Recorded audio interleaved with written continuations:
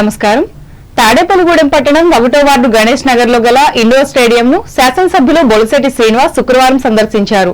2014-2019 మధ్య కాలంలో రాష్ట్ర దేవాదాయ ధర్మాదాయ శాఖ మంత్రిగా చేసిన అప్పటి శాసనసభ్యులు పైడికొండల మాణిక్యాలరావు హయాంలో ఈ స్టేడియం పనులు ప్రారంభించారు. ఆ 5 ఏళ్లలో పూర్తి కాలేదు. అప్పటి నుంచి పూర్తి కాని పనులతో లక్షలు వెచ్చించి నిర్మించిన స్టేడియం నిరుపయోగంగానే మిగిలిపోయింది. దీంతో ఇంకా చేయవలసిన పనులను పూర్తి చేసి వినియోగంలోకి తీసుకువచ్చేందుకు ఎమ్మెల్యే శ్రీనివాస్ కృషి చేస్తున్నారు. ఇందులో భాగంగా సందర్శించి మళ్లీ తిరిగి మొదలుపెట్టిన పనులను పరిశీలించారు. పలు సూచనలు చేశారు. నియోజకవర్గంలో పెండింగ్ ప్రాజెక్టులను పూర్తి చేయడంతో పాటు కొత్తగా మరిన్ని అభివృద్ధి పనులు చేపడుతున్నామని ఈ సందర్భంగా ఆయన మాట్లాడుతూ చెప్పారు. త్వరితగతిన పూర్తి చేసే క్రీడాకారులకు అందుబాటులోకి తీసుకురావాలని ఆదేశించారు. ఈయన వెంట జనసేన నాయకులు పాలూరి వెంకటేశ్వరరావు, దాగారపు నాగు, అడ్డగర్ల సురేష్లు ఉన్నారు. తాడేపల్లిగూడెం మండలం పెద్ద తాడేపల్లి గ్రామంలో నూతనంగా నిర్మించిన శ్రీ పద్మిని ఉషాఛాయ సమేత సూర్యనారాయణ స్వామివారి విగ్రహ ప్రతిష్ఠ మహోత్సవం శుక్రవారం వైభవంగా జరిగింది. ఆలయ వ్యవస్థాపకులు పుల్లాబొట్ల సూర్యనారాయణమూర్తి సారథ్యంలో ఈ కార్యక్రమం నిర్వహించారు. ఉదయం నుంచి శయ్యాధివాస ఉద్వాసన, యంత్రస్థాపన, విగ్రహ శిఖర ధ్వజ ప్రతిష్ఠ, మహాపూర్ణాహుతితో ఉత్సవాలు ముగిశాయి. భక్తులు పాల్గొన్నారు.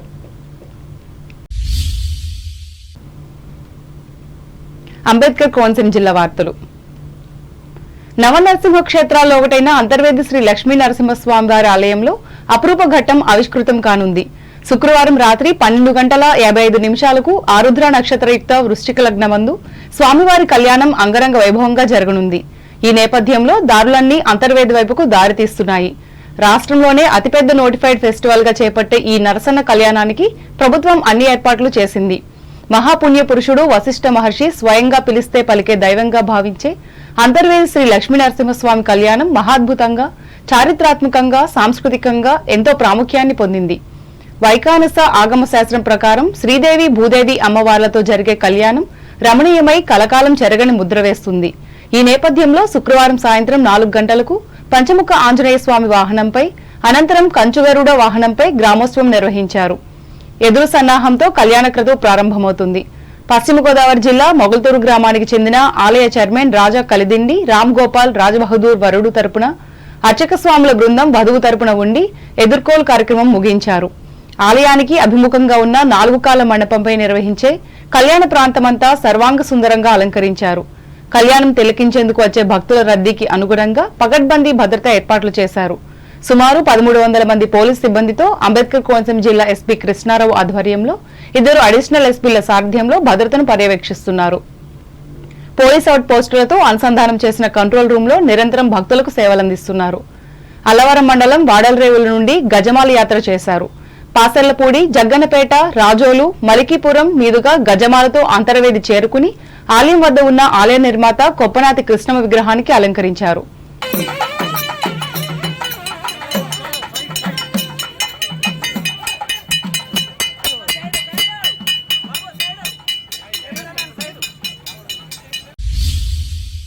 తూర్పు పశ్చిమ గోదావరి జిల్లాల ఎమ్మెల్సీ ఎన్నికల తెలుగుదేశం, జనసేన, బీజేపీ కూటమి అభ్యర్థి పేరాబత్తుల రాజశేఖర్ కు తమ మొదటి ప్రాధాన్యత ఓటును వేయాలని రావులపాలెం మండలం వెదరేశ్వరం గ్రామ హైస్కూల్లో శుక్రవారం జరిగిన ఎన్నికల ప్రచారంలో పట్టభద్రులను కొత్తపేట ఎమ్మెల్యే బండారు సత్యానందరావు అభ్యర్థించారు.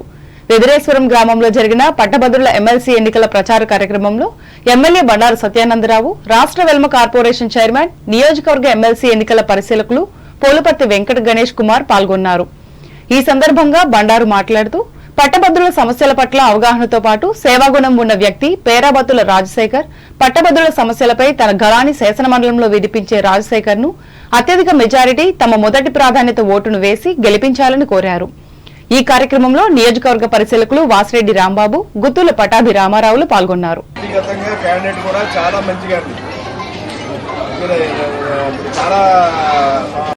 కష్టపడి పనిచేసేవాడు. క్యాండిడేట్ సెలక్షన్ మాత్రం నెంబర్ 1 మంచి క్యాండిడేట్నే ఇప్పుడు అభ్యర్థిగా వచ్చారు.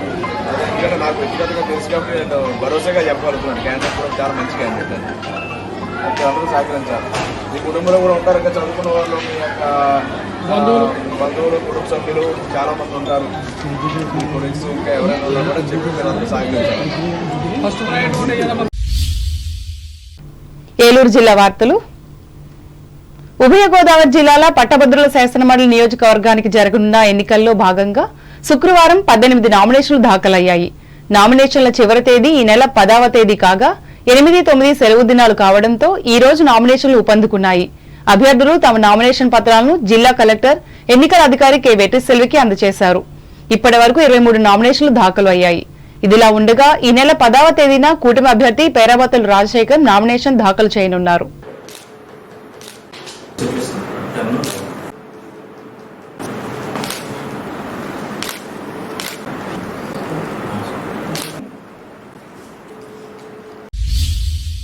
వెట్టి చాకిరీ వ్యవస్థ నిర్మూలనకు సంబంధిత శాఖల అధికారులు కార్యాచరణ ప్రణాళిక రూపొందించుకుని సమన్వయంతో పనిచేయాలని ఉమ్మడి పశ్చిమ గోదావరి జిల్లా న్యాయ సేవాధికార సంస్థ కార్యదర్శి కె రత్నప్రసాద్ పేర్కొన్నారు. ఏలూరు జిల్లా కోర్టులో కార్మిక శాఖ ఆధ్వర్యంలో శుక్రవారం వెట్టి చాకిరీ, మానవ అక్రమ రవాణా నివారణ తదితర అంశాలపై నిర్వహించిన అవగాహన కార్యక్రమంలో ఆయన ముఖ్య అతిథిగా పాల్గొని మాట్లాడారు.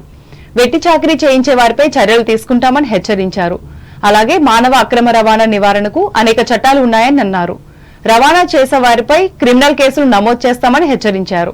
అక్రమ రవాణా ఎన్ని విధాలుగా జరుగుతుంది, మానవ అక్రమ రవాణా అంటే ఏమిటి, దాని కారణాలు, అదేవిధంగా బాండెడ్ లేబర్ అంటే ఏమిటి, బాండెడ్ లేబర్, వెట్టి చాకిరీ ఇంకా కొన్ని ప్రాంతాల్లో మన భారతదేశంలో అనేక రాష్ట్రాల్లో కొనసాగుతూ ఉంది.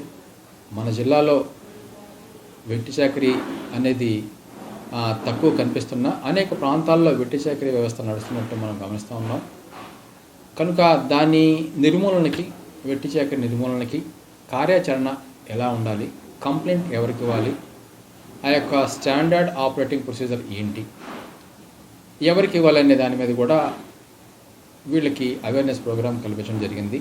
సివిల్ పోలీస్ సచివాలయం వాళ్ళకి, డిస్ట్రిక్ట్ మ్యాజిస్ట్రేట్, డిస్ట్రిక్ట్ కలెక్టర్ గారు, అదేవిధంగా సబ్ డివిజనల్ మ్యాజిస్ట్రేట్ గారు, లేకపోతే పోలీసు, అదేవిధంగా లేబర్ డిపార్ట్మెంటు, వీళ్ళలో ఈ యొక్క మెకానిజం అందరూ ఉంటారు. వీళ్ళకి కంప్లైంట్ ఇవ్వడం జరగాలి అనే విషయాన్ని తెలియపరచడం జరిగింది. అదేవిధంగా కంప్లైంట్ ఇచ్చిన వెంటనే అక్కడి నుంచి, కంప్లైంట్ ఇచ్చిన కాడి నుంచి 24 గంటల లోపల వాళ్ళకి రెస్క్యూ చేయడం, ఎవరైతే బాండెడ్ లేబర్లో వెట్టి చాకిరీలో మగ్గుతున్నారో వాళ్ళకి 24 గంటల లోపల వాళ్ళకి రెస్క్యూ చేయడం, షెల్టర్ ప్రొవైడ్ చేయడం, వాళ్ళకి ఆహార సదుపాయం ఇవ్వడం, అదేవిధంగా వాళ్ళకి మెడికల్ సౌకర్యం కల్పించడం.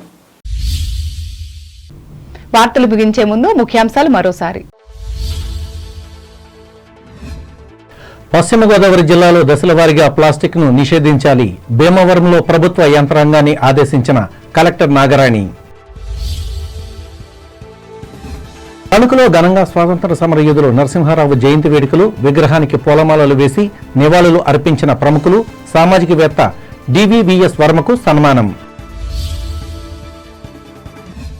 ఎమ్మెల్సీ ఎన్నికల్లో కూటమి అభ్యర్థిని గెలిపించాలి, పట్టభద్రులకు విజ్ఞప్తి చేసిన తణుకు ఎమ్మెల్యే ఆరెమిల్లి.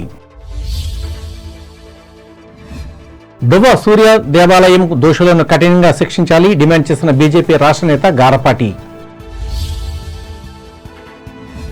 తాడేపల్లిగూడెంలో అభివృద్ధి చేసిన పనులను పరిశీలించిన ఎమ్మెల్యే బొలిశెట్టి, వెంట ఉన్న అధికారులు, కూటమి నాయకులు. అంతర్వేది లక్ష్మీ నరసింహస్వామి కళ్యాణ మహోత్సవానికి ఏర్పాట్లు సిద్ధం చేసిన దేవాదాయ శాఖ, భారీ సంఖ్యలో హాజరు కానున్న భక్తులు. పట్టభద్రుల ఎమ్మెల్సీగా పేరాబత్తులను గెలిపించాలి, రావులపాలెం మండలంలో ఓటర్లను కోరిన కొత్తపేట ఎమ్మెల్యే బండారు. పాత ఉభయ గోదావరి జిల్లాల పట్టభద్రుల ఎమ్మెల్సీ ఎన్నికలకు ఏలూరులో నామినేషన్లు దాఖలు చేసిన 18 మంది అభ్యర్థులు. అధికారుల సమన్వయంతో వెట్టి చాకిరీని నిర్మూలించాలి, ఏలూరులో సూచించిన న్యాయ సేవాధికార సంస్థ కార్యదర్శి రత్నప్రసాద్. ఈ వార్తలు ఇంతటితో సమాప్తం. నమస్కారం.